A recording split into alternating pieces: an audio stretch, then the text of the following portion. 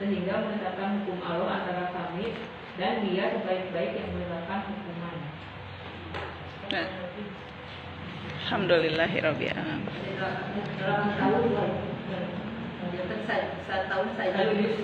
Masya Allah. Karena ngarayapnya. Bismillahirrahmanirrahim. Bismillahirrahmanirrahim. Alhamdulillahirabbil alamin. Alhamdulillahilladzi khalaqal mauta wal hayata liyabluwakum ayyukum ahsanu amala. Asyhadu an la ilaha illallah wa asyhadu anna Muhammadan abduhu wa rasuluhu la nabiyya ba'dah. Puji syukur kepada Allah Subhanahu wa taala. Alhamdulillah kita masih diberikan waktu oleh Allah, diberikan keluangan waktu, diberikan kesehatan, diberikan kemudahan kita untuk sama-sama silaturahmi dan tolabul ilmi. Inilah salah satu bentuk penghambaan kita kepada Allah. Selain kita ditambah kita mengerjakan amal-amal yang lain, ya Bu ya, mau zakat, sedekah, yang lain-lainnya yang Allah perintahkan di dalam aturan-aturan agama Islam. Dan yang paling pertama adalah kita mengerjakan sholat, ya Bu, karena sholat salah satunya amalan yang nanti paling dulu ditaros, paling dulu ditanya. Maka ketika orang mengerjakan sholat, berarti kita bentuk penghambaan kita kepada Allah, juga bentuk rasa syukur kita kepada Allah, ya Bu, karena di setiap sholat itu kalau kita memaknai dan memahami bacaannya, itu teh semuanya permintaan kita Bu kepada Allah, ya Bu, semuanya fi'il amr loh kebanyakannya, ya. Tunjukkanlah, aku hadapkan wajahku dan mukaku gitunya kepada seluruh pemilik alam, pemilik langit dan bumi. Allahumma ba'id baini wa baina, ya Allah jauhkanlah dosaku antara timur dan barat, bersihkanlah. Kan itu permohonan kita. Makanya ketika kita ketika kita sholat, berarti kita memohon kepada Allah, kita meminta kepada Allah, dan semuanya itu kebaikan buat kita. Ihdinas siratal mustaqim. Kan sama saja itu ketika kita memohon kepada Allah, ihdinas siratal mustaqim, ya Allah tunjukkan aku kepada jalanmu yang lurus, ya kan gitu kata. Maka itu semuanya permintaan. Makanya ketika sholat sudah beradaptasi dengan kita, dengan jiwa kita, kemudian diaplikasikan di dalam gerakan-gerakan yang semuanya itu mengandung unsur kesehatan. Kalau misalnya kita tahu, jadi sholat itulah salah satunya kita kunci dari seluruh kehidupan. Makanya di dalam salah satu surat Al-Baqarah, ya Bu, wasta'inu bisobri washolat. Ya kata Allah kan begitu ya, meminta tolonglah kalian kepada sabar dan sholat. Kenapa? Yaitu karena kita ini diciptakan oleh Allah untuk beribadah, ya, salah satunya sholat itu yang paling utama nanti ditanyakan. Dan kita pasti diujinya iman itu dengan berbagai kita diujinya atau diasahnya iman itu diberikan oleh Allah berbagai macam ujian. Makanya wasta'inu bisobri washolat, kerjakan kalian sholat gitu kan, dan bersabar. Dan bersabarlah kata Allah. Kenapa Allah menyuruh seperti itu? Karena kita hidup ini pasti akan diuji oleh Allah.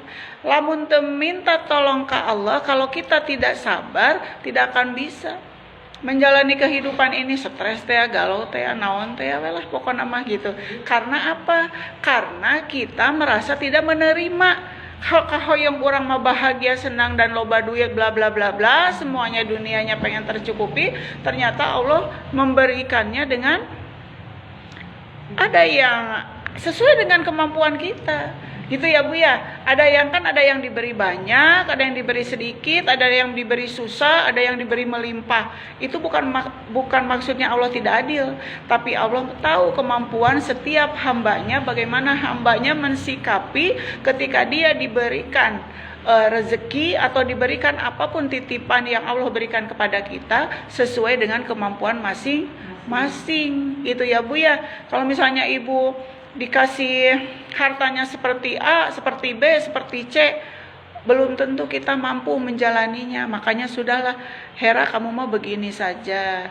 Ya gitu, Mama Patan begini saja, Bu Agus begini saja. Yang penting kita apapun di setiap helaan napas kita bersyukur kepada Allah. Dalam bersyukur mah Bu hayang nate ngarasula wae. Hayang nama marah, batur mah kieu, ari urang mah kieu, padahal cek batur teh hayang aya nu jiga urang jigana gitu. Padahal kita juga sama sebetulnya mah ada kekurangan ya Bu, bukan ada lagi banyak kekurangan kita gitu ya, tapi Allah tutup tuh aib-aib kita. Makanya Allah itu tidak tahu, orang lain itu tidak tahu bagaimana diri kita, tapi Allah tahu kemampuan kita. Jadi ketika Allah memberikan segala sesuatunya, kita terima saja, baik itu yang senang maupun yang susah, dan nanti juga mau senang salilana mau susah salilana. Jadi semuanya intinya harus disyukuri, dan intinya kita memang harus bisa mengaplikasikan sholat kita dalam kehidupan kita. Ulah sholat tapi gitu Bu, sholat tapi tetap maksiat jalan. Nah itu berarti belum tuh Bu, belum nempel sholatnya ya Bu ya. Apalagi nu tara sholat Bu, hayang we ka surga Firdaus gitu nyungkeuna, kata Ustaz Hidayat mah hayang ka surga Firdaus deui nyungkeuna. Ayo sholat tala, katanya emang di sana punya orang dalam gitu untuk supaya asup ke surga sholat tala. Ya kita mah ada dijamin semuanya masuk surga, tapi semuanya dengan ikhtiar, ente langsung asup ke surga gitu, tapi kitanya tidak melakukan apa-apa, nothing. Semuanya harus ada aplikasinya, harus ada apa-apa yang Allah perintahkan kita kerjakan, apa-apa yang Allah larang kita jauhi gitu kan. Tong dideketan, apalagi dikerjakan dideketan wae sudah sudah mendekati kepada ketidakbaikan ya Bu ya. Jadi yang namanya dosa mah dijauhan gitu, dijauhan, tidak melakukan sekuat tenaga Bu. Pokoknya mah sami abdi ge tipe parakat ulah ngambek, tipe parakat ulah A, ulah B, ulah C. Marah boleh Bu, tapi pada porsi tertentu gitu. Makanya Allah menyuruh kepada kita untuk sabar dan sholat. Karena kalau sholatnya baik, pasti hidupnya baik. Ya Bu ya. Kalau sholatnya khusyuk gitu kan, pasti di dalam kehidupannya ya bisa menjalani sesuai dengan apa yang Allah takdirkan. Mual A, mual B, mual C. Dah kata Allah begini, dah kata Allah begini, ya udah kita mah tinggal menjalani aja gitu, seperti itu. Makanya kata Allah, sholat sabar. Ketika sholat sudah diaplikasikan, tidak akan kita korupsi, tidak akan kita zolim ke batur, tidak akan pokoknya melakukan hal-hal yang dilarang oleh Allah. Yang dikerjakan justru yang diperintahkan oleh Allah. Sabar, kenapa? Karena kita pasti hidupnya diuji. Ketika diuji nanti ulah stres gitu, apalagi ngajeleng gitu, apalagi ngada nuang obat nyamuk, baygon segala macam dituang. Ya punya gitu. Leheng Bu.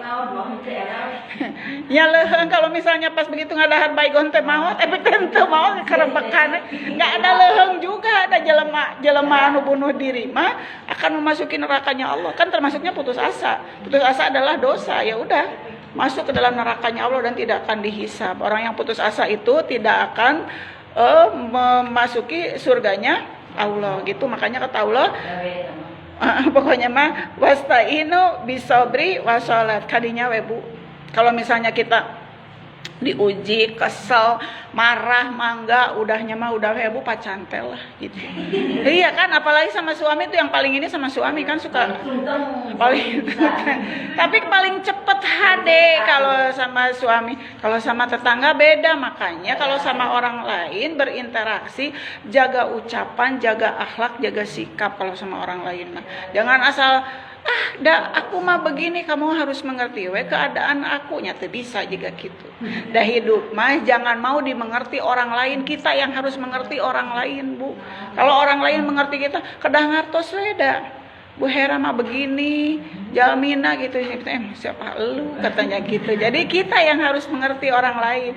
Jadi kalau kita harus mengerti orang lain dimengerti oleh kita. Pasti kalau yang beriman mah kalau yang ini mah malu gitu, meni izin gitu. Nah aya rasa kaizin eta kita pasti berubah di sikap kita gitu, teu semena-mena kepada orang itu, dan orang itunya juga menunjukkan sikap yang baik gitu kan, sikapnya juga mengerti ke abdi, oh berarti abdi ge harus langkung ngartos ke anjeun. Nah gitu kan kita ya Bu ya, kalau ada orang baik ke kita teh pasti akan merasa mau melakukan yang lebih baik yang dia lakukan.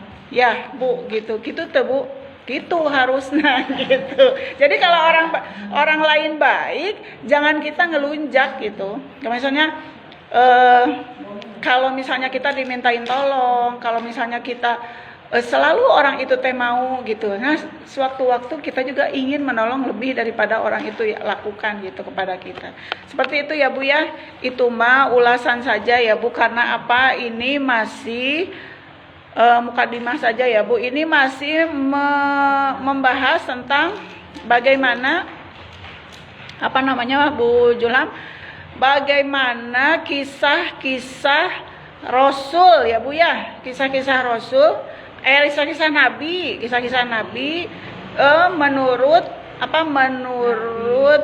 zaman-zaman mereka ya, menurut keadaan mereka dengan umatnya ya Bu gitu kan. Yang sebelumnya kemarin itu udah Nabi Nuh ya, Nabi Soleh, Nabi Hud, Nabi Lut tuh ya, Nabi Lut kan ya Bu. Sekarang Nabi Syuaib. Kenapa Nabi Syuaib ini apa Bu mujizatnya? Menurunkan meminta kepada Allah diturunkannya azab dengan cuaca yang sangat panas pisan. Panas kumaha gunung panas gitu. Ayeuna masih kena aya tiisnya nya Bu ya. Pokoknya karena kaumnya itu tidak mau menurut apa yang Nabi Syuaib perintahkan, itu juga mandat dari Allah ya, merupakan wahyu yang disampaikan kepada Nabi Syuaib. Kaumnya itu, pengikutnya itu ada yang beriman, sebagian yang tidak beriman. Mereka tidak mau melaksanakan apa yang sudah diperintahkan atau diajak oleh Nabi Soleh kepada pengikutnya. Maka Nabi Soleh teh saking keselnya Bu, makanya kalau menurut saking keselnya Nabi mah dikupingkeun ku Allah teh. Ya Bu, kalau kesel makanya hati-hati dengan orang soleh. Kalau sudah dizolimi ketika mendoa itu kejadian gitu. Ya Bu, ya kalau ada yang zolim, itu kan saking zolimnya itu pengikutnya yang tidak mau mengikuti aturan-aturan Nabi Syuaib yang diperintahkan Allah kepada Nabi Syuaib untuk disampaikan kepada pengikutnya. Terus kata Nabi Syuaib, ketika mereka orang-orang tersebut disuruh beribadah kepada Allah, mereka tetap inginnya menyembah pohon waktu itu di umat Nabi Syuaib itu. Pokoknya nyembahna karena tangkal gitu Bu. Gitu. Jadi alim nyembah nu sanes teh gitu. Nah, mereka ada yang beriman, nah yang tidak berimannya seperti itu. Pokoknya keukeuh da urang mah hayang ka dieu nyembahna gitu kan. Terus Nabi Syuaib teh ngadoa ka Allah. Ya Allah, turunkanlah azab pengikut-pengikut yang sudah kafir dan musyrik terhadapmu gitu. Allah mendengar doanya, kemudian diturunkan azab cuaca yang sangat terik dan panas pisan gitu sampai mati bergelimpangan. Sama yang kayak kemarin gempa itu ya Bu, yang gempa Nabi Soleh ya Bu. Ya Nabi Lut dihujani batu. Kemudian Nabi Nuh dengan air bandang tiunya banjir yang besar. Itu kan itu salah satu Bu? Bentuk bahwa ketika seseorang disuruh kebaikan tapi embung wae gitu kan. Nah, seperti itu Allah menurunkan azab yang sangat dahsyat, pedih, tidak ada bisa yang memberhentikan sampai mereka mati bergelimpangan. Dan gempa juga itu teh pas Nabi Syuaib gempa dan awan nate ya yang dan cuaca panas, gempa, terus awan hidung gitu, halilintar diturunkan yang sangat memekikan ke telinga, katorekan orang mah gitu kan, saking sok buat mun aya halilintar. Saya oge sok keung nya punya kamu mun caroge teu aya terus tengah peuting hujan badak gitunya Bu sendiri weh gitunya saya sudah weh sieun gitu ya Bu ya. Maksudnya bukan sieun ini ya Allah lindungi ke Allah pasti memintanya. Dan mereka yang tidak iman kepada Allah yang mereka menyembah pohon teh ya atuh rek ka mana nyambatna gitu kan. Dan kita juga nyambatnya ke Allah ya. Makanya kata Nabi Syuaib beribadah kepada Allah tapi mereka tidak mau. Akhirnya Nabi Syuaib mau mohon kepada Allah untuk diturunkan azab kepada mereka orang-orang yang tidak mau beriman kepada Nabi Syuaib yang merupakan perintah daripada Allah Subhanahu wa taala untuk beriman atau beribadah hanya kepada Allah. Maka kenapa terus umat-umat Nabi Syuaib itu pengikut-pengikut Nabi Syuaib itu orang yang ini Bu, orang yang licik itu. Anu beunghar tambah beunghar gitu kan. Anu miskin tambah miskin itu penduduk Madian teh. Penduduk Madian namina. Dan kotanya kota Madian. Jadi mereka itu suka mengurangi timbangan. Kalau misalnya sudah ngalicikan teh merasa unggul gitu teh. Kalau misalnya udah bisa lolos gitu, dia teh ngerasa unggul, ngerasa menang gitu, ngerasa menang untung gitu. Dan itu berlanjut terus padahal sudah diingatkan oleh Nabi Syuaib teh. Gitu. Jadi ceritanya Nabi Syuaib diturunkan azabnya penduduk Madian, penduduk yang waktu itu umatnya Nabi Syuaib, itulah ada ketidakjujuran kalau ada transaksi jual beli. Ketika mereka jual beli, ya mereka merasa diuntungkan, rasanya biasa we. Kalau yang tidak iman mah bunya, kalau yang iman mah kita teh jangankan 5.000 nyabunya 1.000 weh kalau kita nemu uang di jalan atau kita ngalicikan batur sok emutan tara Bu. Misalkan kita teh nemu uang 1.000 atau misalnya nemu uang yang gede 100.000. Kalau bukan milik kita mah tidak mau. Ya Bu ya. Tapi kalau orang pendosa asik rezeki gitu. Nggak ada, bukan rezeki, itu milik orang lain. Dan biasanya ketika kita ngambil terus bukan hak kita, leungit leuwih sakitu sama kalau orang zalim. Makanya disebarkan, kalau tidak ada yang ngaku masukkan ke masjid atau sedekahkeun gitu Bu. Jadi jangan merasa itu rezeki kita padahal orang lain teh mungkin dia teh jatuh, mungkin ada beberapa kemungkinan ya Bu ya. Jadi kita jangan apalagi zalim ngahaja seperti umat Nabi Syuaib. Mereka sengaja mengurangi takaran, mengurangi timbangan. Maka terus mereka disuruh ibadah kepada Allah, mereka tidak mau.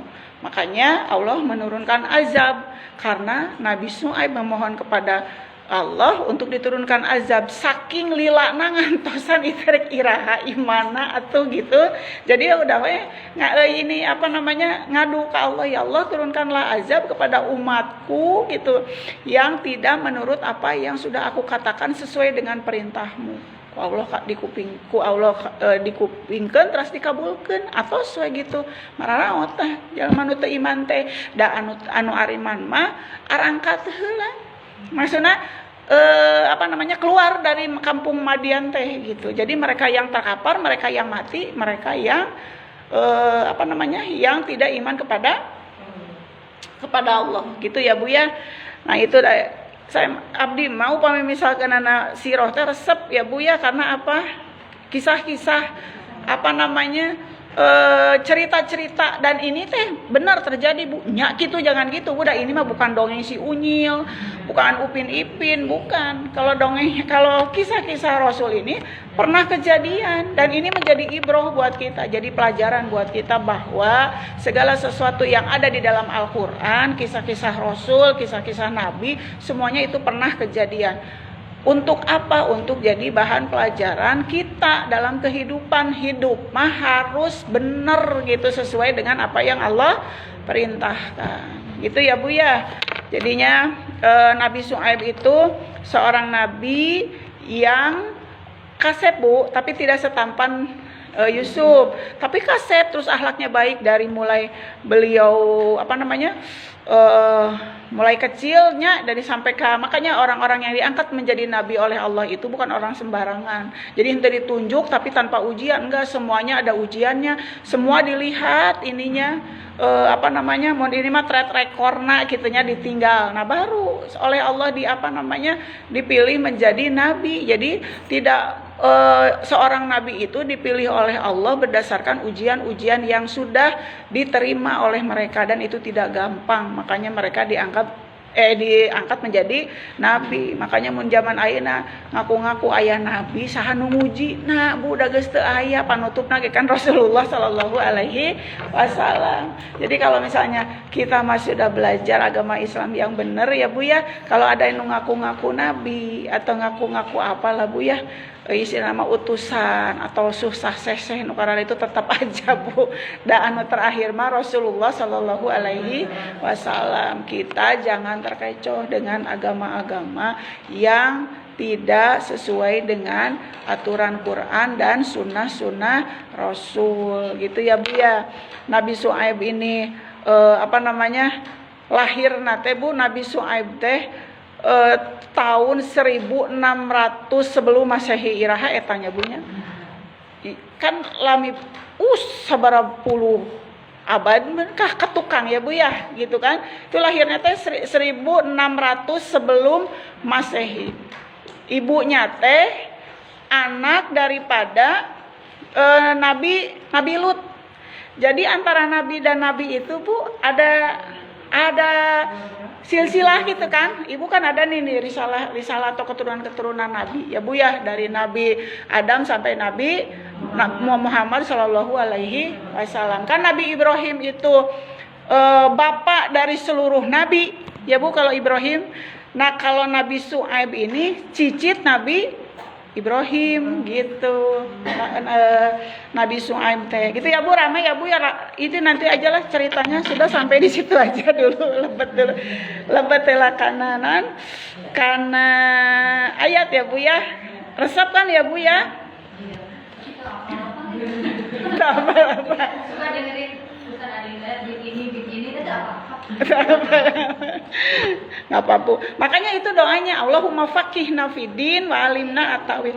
Beri jeung diusapan ini kita teh abdi gitu, da abdi ge sami Bu. Da kalau ngapalkeun teh nya da pabeulit jeung sagala rupa kan. Jadi itu kan kalau emak-emak, tapi ya diusahakan terus Bu, ikhtiar, tidak ada sesuatu yang sia-sia ketika kita berdoa kepada Allah, ya Allah faqihkan ini sambil dikian we. Sambil dikini mama patan insyaallah tiasa insyaallah. Jadi semuanya hente langsung kecuali orang yang diberi kelebihan Bu, kayak Ustaz Adi Hidayat sampai ke pojok-pojok hadis gitu kan. Tapi mah kadang-kadang gitu kan. Kenapa? Oh ya itu. Ya itulah. Itulah ya kalau ini kitanya harus cerdasnya punya ketika memilih seseorang, harus cerdas. Ternyata kan harus cerdas, ilmu agama kita harus tahu. Jadi teu isin. Deui kana ayat ya Bu. Ini teh masih tentang Nabi Syuaib sampai 88 juga ini masih ini Bu. Qala malaul ladzina astakbaru sami Bu. Nah, ini mah wala taqudu bikulli siratin tuiduna wa tasudduna an sabilillahi man amana bihi wa tabgunaha iwaja. Dan janganlah duduk kalian di setiap jalan gitunya. Duduk buat apa Bu? Buat mengganggu, buat mengajak kepada ketidakbaikan. Disingsienan gitu kalau bahasa Sunda namanya, disingsienan, ditakut-takuti gitu. Ditakut-takuti kalian gitu kan, disingsienan maranehanana gitu kan. Disingsienan anulaina gitu, watasudu, dan menghalang-halang kalian dari jalan Allah untuk iman kepada Allah. Kan diperintahkan beribadah kepada Allah, tapi mereka tetap, kenapa saya diperintah kepada Allah, balik deui we cenah ka agama ke agama kita yang sudah dicontohkan oleh nenek-nenek moyang kita, katanya dengan menyembah pohon, Bu. Tidak pohon disembahnya, Bunya. Ai pohon teh diajak ngomong cicingnya. Rek dikit gitu kieu cicing. Itulah karena nalarnya enggak jalan ya, Bu ya. Kalau iman kita jalan, nalar kita jalan, segala sesuatunya pakai rasionalnya, pakai rasio, pakai otak, pakai pikiran. Da atuh rek naon nyembah nu kitu. Tapi kan ya itulah kalau orang sudah disesatkan ya seperti itulah. Makanya diajak seperti itu, mereka yang mengajak itu malah dising-singan terus di jalan-jalan, dihalang-halang di jalan-jalan. Jika nu hoyong jalan-jalan dihalang-halang supaya tidak beriman kepada Allah gitu. Man amana bihi, siapa yang telah beriman kepada itu gitu, dan mencari kalian kepadanya, iwaja pengkolan atau belokan teh ngabalieur kalau kata bahasa Sunda. Jadi apa Bu Julham? Ngabalieur berpaling, nah, gitu, berpaling kepada keburukan, gitu, berpaling kepada hal-hal yang sebenarnya tidak diperintahkan. Dan ingatlah, ketika terbukti kalian sedikit, ya kata Allah begini, ingat kita itu asalnya makhluk yang sedikit. Dari Nabi Adam itu kan dari yang satu. Kemudian diperkembangbiakan ya Bu ya, karena Adam juga oleh Allah dijodohkan dengan Siti Hawa, diciptakan Siti Hawa dari tulang rusuk Nabi Adam. Kemudian kan bereproduksi ya Bu ya, ada hubungan biologis gitu, walaupun diciptakan dari tanah kan ada Nabi Adam diciptakan dari tanah asalnya. Tapi untuk bereproduksi harus ada laki-laki dan perempuan. Makanya berkembang biak tuh.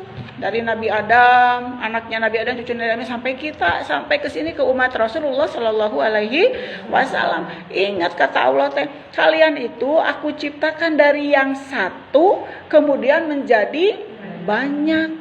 Ya, itu teh apa Bu karunia Allah da upami Allah teh ngizinan moal jiga kieu Bu, gitu kan. Ya sekarang yang hamil, apakah yang suami istri itu pasti punya anak? Enggak. Semuanya ada kuasa Allah. Makanya ketika Allah berkehendak, ketika Allah berkuasa, apa yang sudah Allah yang sudah Allah berikan kepada kita, apalagi kita dijadikan keturunan umat yang terakhir ini kan, pasti kalau yang namanya terakhir pasti ada yang awal. Dari awal sampai akhir itu berapa ratus tahun lamanya, ribu bukan ratus lagi, miliar-miliar, ya lama kan Bu, dari umat Nabi Adam sampai umat Nabi Muhammad Shallallahu Alaihi Wasallam. Itu dari satu, sekarang jadi berapa penduduk Indonesia aja sudah banyak, apalagi di dunia itu teh yang terdeteksi kan aya Bu nu teka sensus anu dihandapkeun gunung, nu di hutan da pasti mau aya nu nyensus itu teh. Da kita mah di Gandasari aya nu nyensus, ya di handapkeun gunung mah moal aya nu nyensus, di hutan mah moal aya nu nyensus gitu kan ya Bu ya.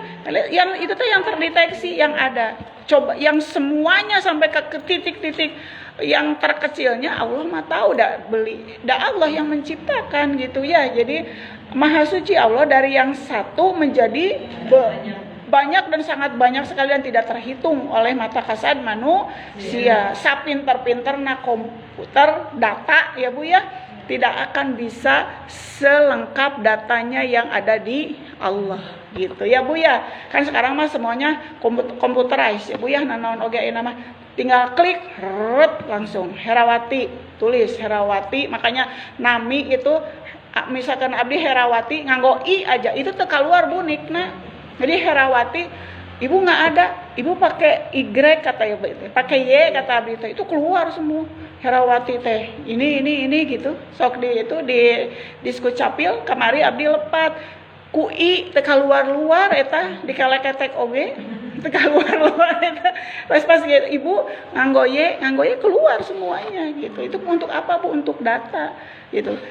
Itu teh pakai computerized yang cara ranggihnya punya, tapi ada yang lebih canggih, Allah lebih canggih mah itu mah cuman buatan manusia. Makanya Allah mah maha segalanya, dari hiji dari satu kemudian dipasangkan berkembang biak menjadi beberapa menjadi sangat banyak gitu, dari umat Nabi Adam sampai umat Nabi Muhammad Shallallahu Alaihi Wasallam.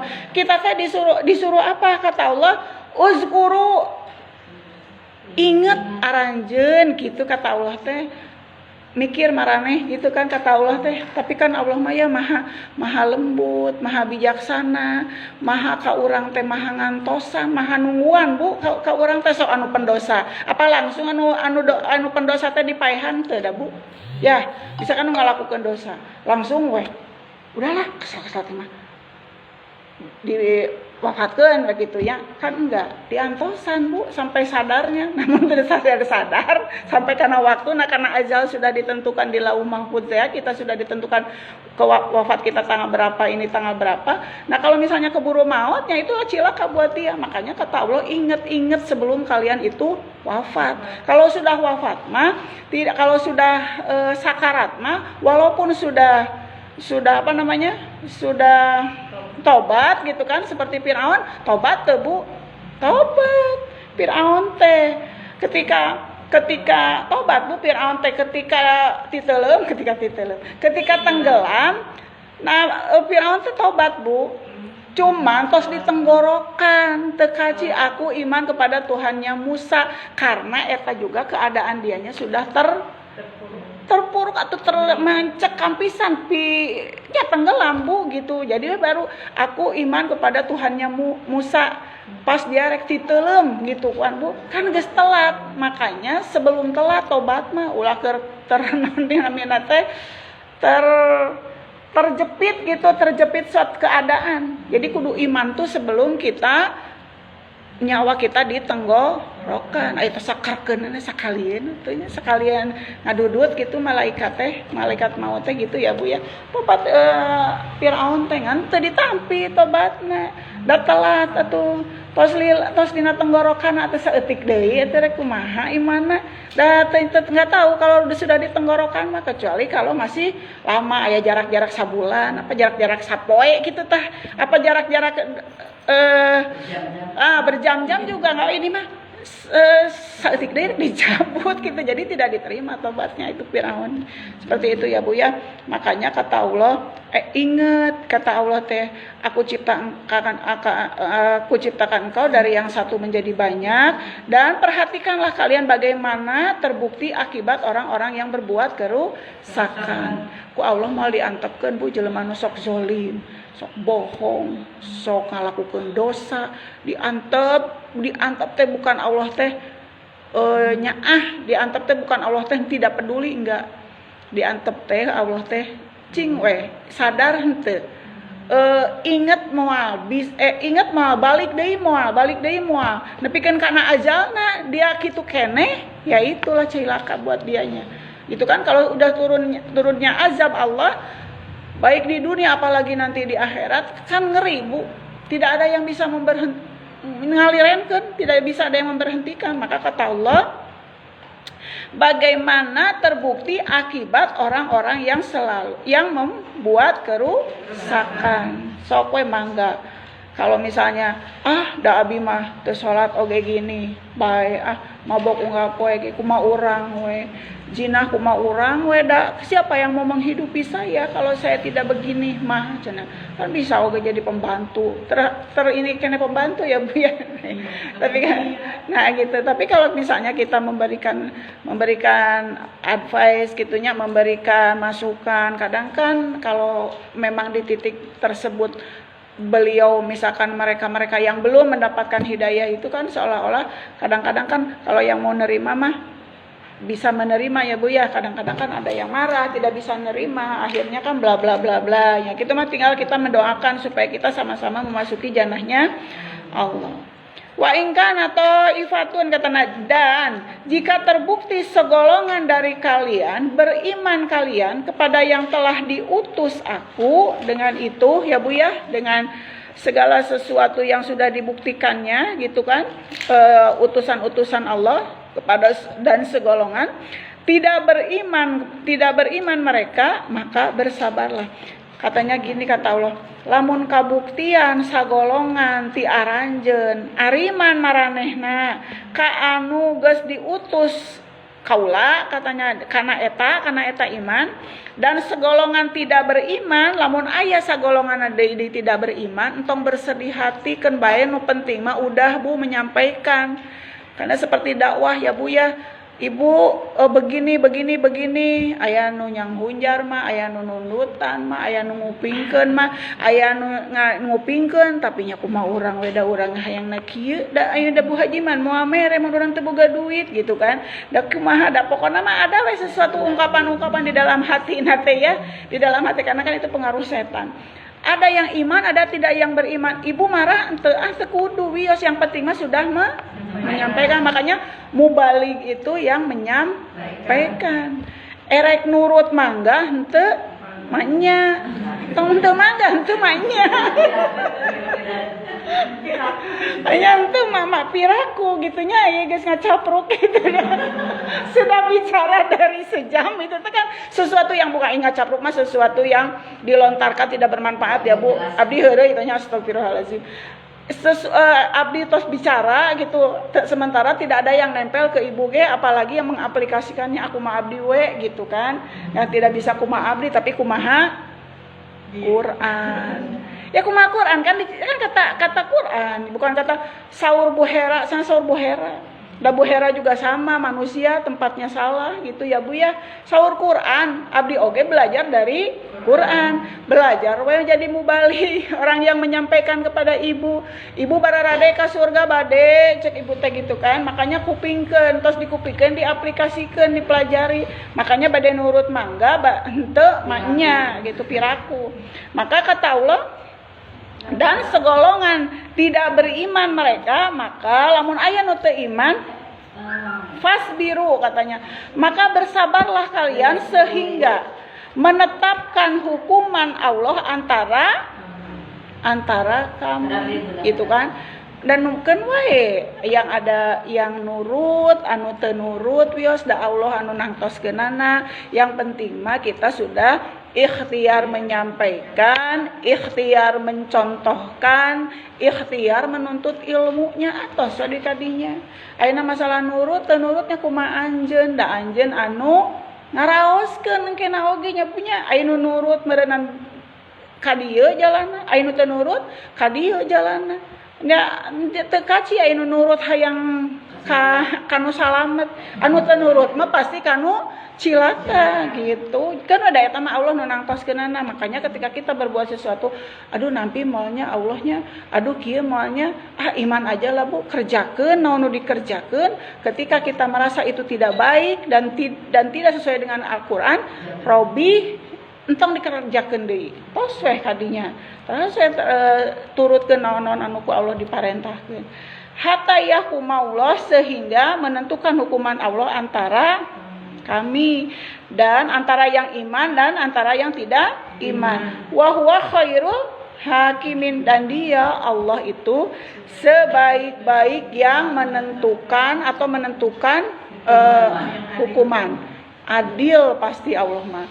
Moal aya anu butut diasupkeun kanu sae, pasti anu butut kanu butut, anu sae kanu sae gitu. Makanya kita di sini sekarang lagi ikhtiar untuk mendapatkan yang baik, yang lebih yang sempurna yaitu mendapatkan jannahnya Allah Subhanahu wa taala.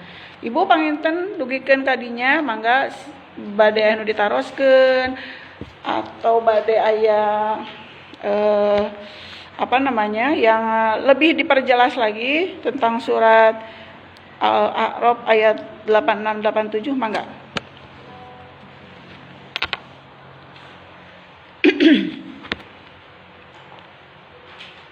Ada, kalau nggak ada harus ada Bu, jadi rame gitu. Kamu sabarana tuh masih kene aya waktosnya Bu Julhamnya.